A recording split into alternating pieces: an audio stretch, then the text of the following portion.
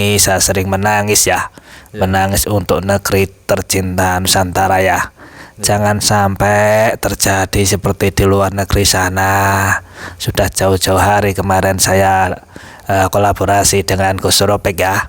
Ternyata Allah telah menunjukkan kasunyatan yang ada, tidak secara kebetulan, memang sengaja betul-betul dibikin demikian ya.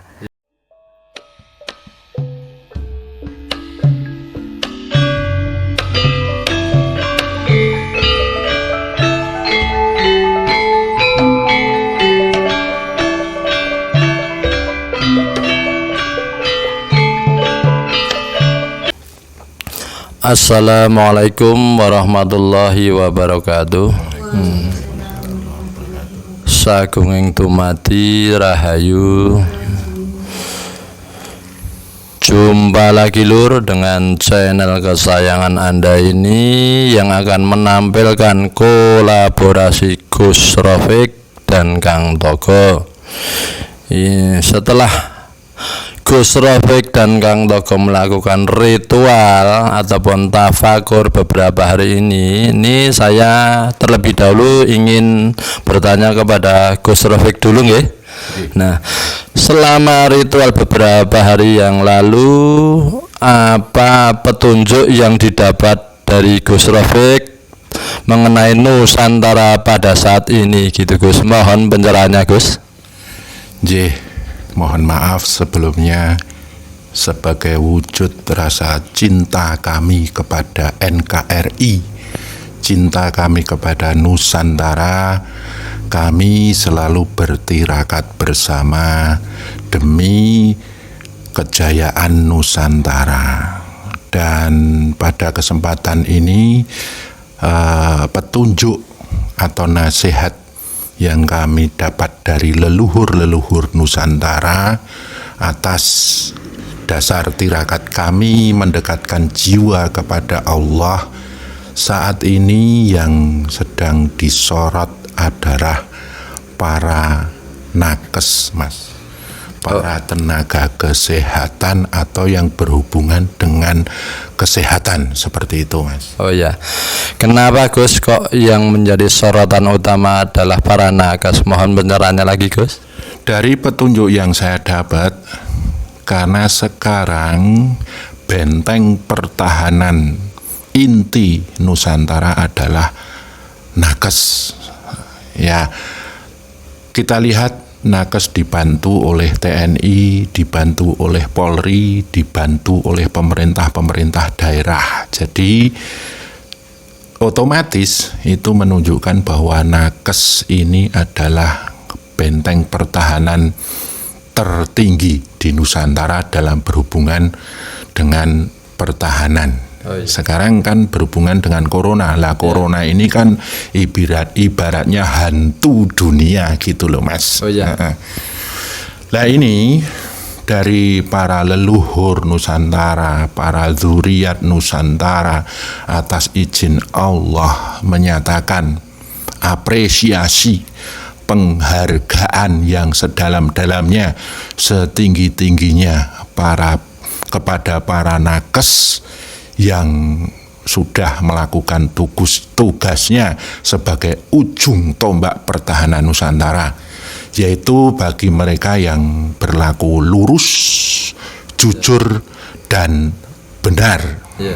Akan tetapi ada juga yang disorot, yaitu para oknum-oknum nakes yang berbuat curang di tengah-tengah pandemi ini, Mas.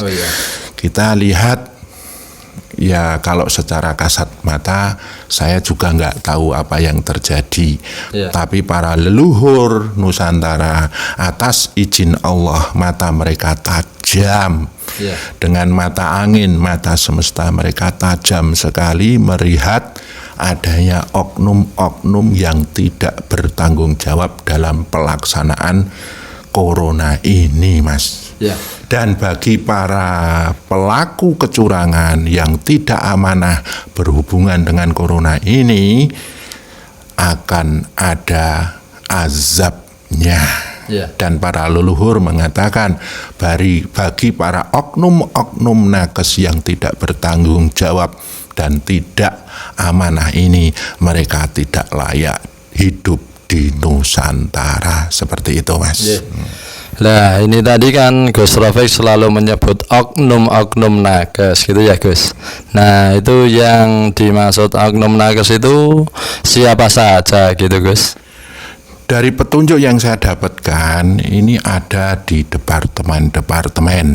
Kedua, ada di para pemilik rumah sakit. Jadi para istilahnya penentu kebijakan di rumah sakit. Selanjutnya adalah para tenaga medis, terutama ya otomatis dokter dan para pembantu-pembantunya, seperti itu, Mas. Tapi ini menurut para leluhur ada juga yang lurus, jujur, benar, amanah. Nah, ini yang disorot adalah para oknum-oknum yang tidak bertanggung jawab dan tidak amanah, bahkan bisa dibilang khianat. Nah, ini bukan lagi menjadi benteng pertahanan Nusantara, tapi malah justru jadi senjata asing istilahnya. Asing itu kita nggak bicara negara luar, atau asing itu kita nggak tahu itu dari mana, saya nggak tahu. Tapi petunjuknya adalah asing-asing itu nggak jelas.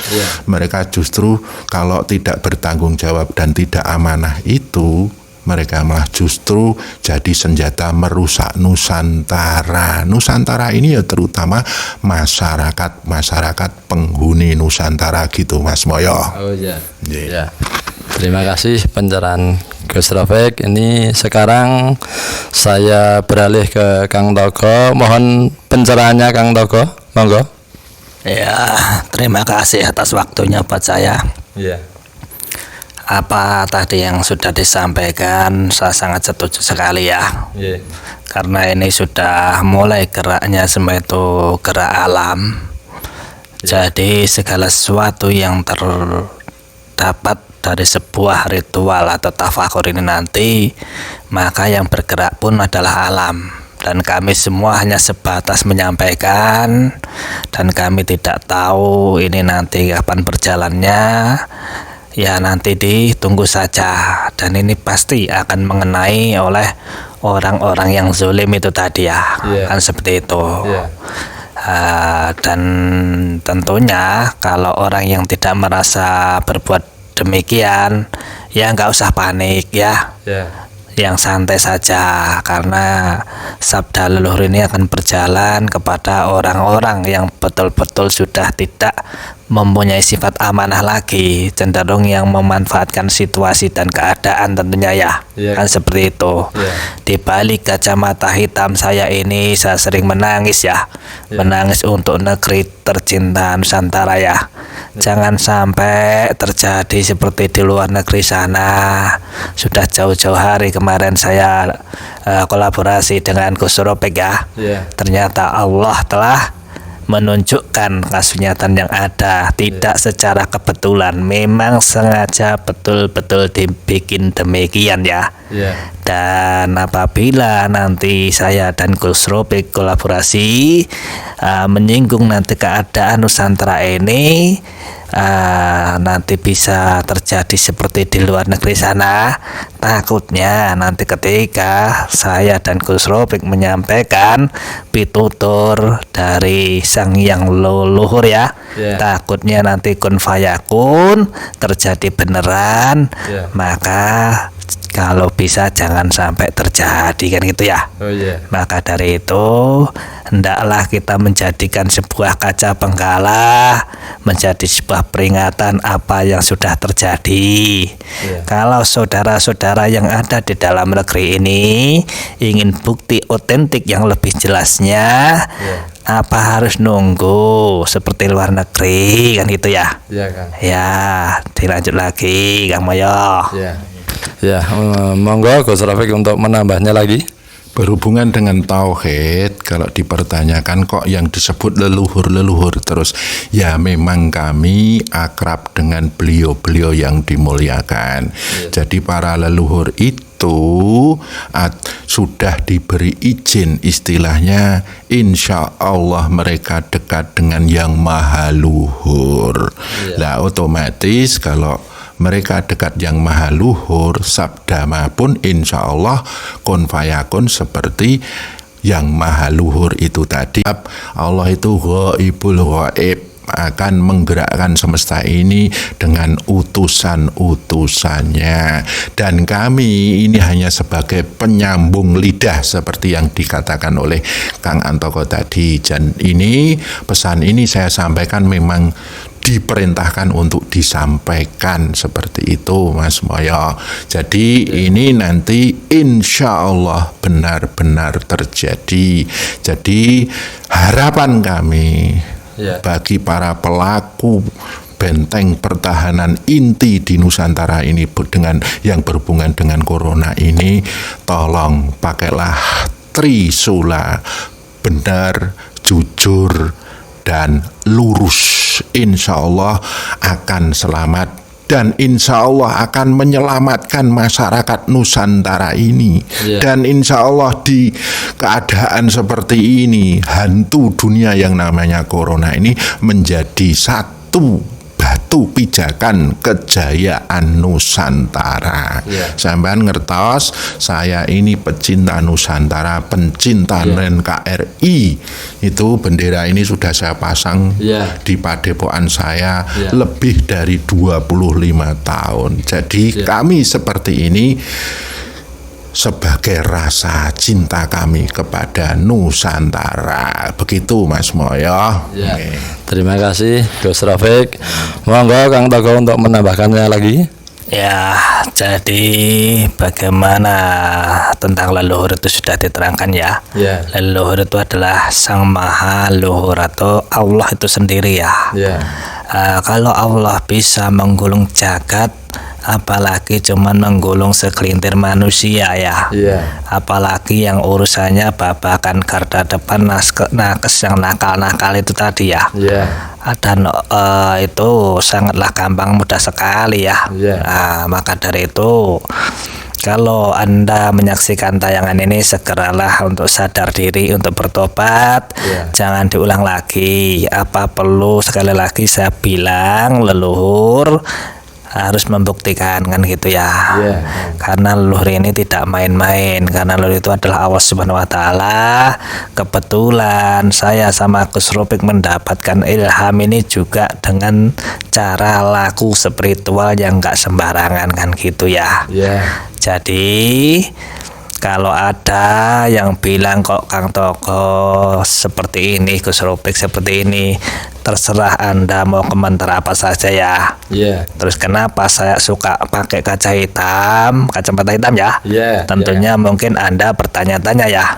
Karena saya itu tidak ingin melihat keadaan dunia ini dengan terang. Jadi saya ingin melihat dunia ini supaya nggak nampak, supaya samar, supaya tidak mengganggu pikiran dan hati saya, biar saya tetap enjoy dan worry gitu ya.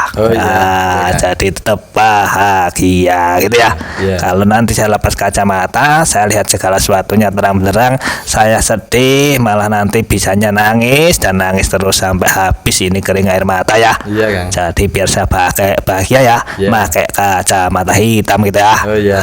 Gitu aja. Monggo Gus Rafiq nambahkan lagi. Sekali lagi kami begini bersama melakukan kolaborasi, tidak ingin kondang, tidak ingin mendapatkan pujian atau mendapatkan apapun, mendapatkan satu istilahnya laba dari apa yang kami lakukan. Kami tidak menginginkan apapun. Jadi kami ini melakukan ini sebagai wujud cinta kami kepada Nusantara. Untuk masalah dipercaya atau tidak, monggo nanti waktu yang akan membuktikan. Kita tunggu 1-2 minggu, 1-2 bulan, insya Allah ini akan terjadi. pribadi. Oh, iya. Seperti itu Mas Moyo. Ya. Ya, terima kasih Gus Rafiq. Nah, ini kan saya melihat di belakang saya ini kan terpajang banyak pusaka keris gitu ya Gus Rafiq. Lah ini untuk apa Gus Rafiq mempunyai keris sebanyak ini gitu Gus Rafiq, mohon pencerahannya Gus Rafiq. Ya, ini milik pribadi ya. Ya. Yang pertama ini hobi, yang kedua saya memang suka dengan budaya Nusantara. Tapi ini berhubungan dengan ritual kami sebagai rasa cinta kami kepada Nusantara. Ini saya hubungkan dengan besi korsani Nusantara. Ya. Ini sebagai laku teriakat saya agar Nusantara ini kembali pada kejayaan zaman dulu. Ya. Kalau besi korsani Nusantara ini ditegakkan, insya Allah Nusantara jaya. Dan ini saya prihatin, ini kewibawaan Nusantara di mata dunia ini sedang surut. Dan laku ini saya mengharapkan semoga ke depan nanti kewibawaan Nusantara di mata dunia ini akan kembali lagi. Nusantara sebagai benteng, apa istilahnya sebagai banteng di dunia ini. Kalau orang mengatakan macan Asia, kita jadi banteng atau perlu jadi macan dunia, seperti itu Mas. Jadi ini sebagai ritual saya untuk mengembalikan ranah kewibawaan, ranah harga diri, ranah kemuliaan Nusantara. Ini saya benar-benar ingin agar Nusantara jaya seperti dulu lagi itu Mas. Ya. Ya, terima kasih sekali Gus Rafiq. Lah ini sebelum kolaborasi diakhiri, monggo Kang Togo untuk memberikan penegasan-penegasan terakhir kalinya gitu Kang Togo. Semoga Kang Togo. Ya, intinya mumpung kalian semua masih bisa melihat tayangan-tayangan di medsos ya, khususnya di YouTube ini ya, silahkan menikmati ya. Mumpung masih diperkenankan ya. Kalau besok semua teknologi elektronik yang ada ini sudah tidak ada fungsinya, maka Anda sudah tidak bisa melihat apa-apa ya. Nggak tahu nanti duluan teknologinya atau duluan apa ya namanya manusianya gitu ya. Ya itu aja, yang penting tetap jaga tata krama budi pekerti agar selamat dunia dan akhirat, gitu saja. Ya, seperti itu Mas Moyo. Oke. Dah. Terima kasih sekali kepada Gus Rafiq dan Kang Togo yang sudah menyampaikan petunjuk-petunjuk dari hasil ritualnya mengenai negeri Nusantara tercinta saat ini. Nah, dari kolaborasi kali ini saya cukupkan sekian. Semoga apa yang dibedarkan Gus Rafiq dan Kang Togo menjadi pencerah untuk kita semua, menjadi pebeling untuk kita semua. Cukup sekian, sampai jumpa di lain waktu. Assalamualaikum warahmatullahi wabarakatuh. Waalaikumsalam.